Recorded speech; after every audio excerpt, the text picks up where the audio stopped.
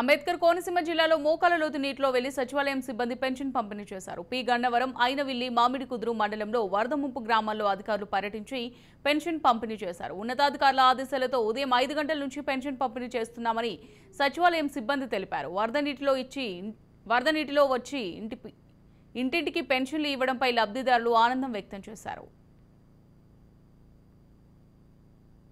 వాటర్పల్లి ఇయ్యారావు గారు బాగా చేశారండి. భోజనం పెట్టించారు, అన్నీ బాగా చూశారు, పడవలు ఇచ్చారు, అన్నీ బాగానే ఉన్నాయండి. పొద్దుట 5 గంటలకు వచ్చి పెన్షన్ కూడా ఇచ్చారండి. పంచాయతీ సిబ్బంది, సచివాలయం సిబ్బంది కూడా మంచి బాగా సేవ చేశారండి. మాకు అన్నీ బాగానే చూశారండి.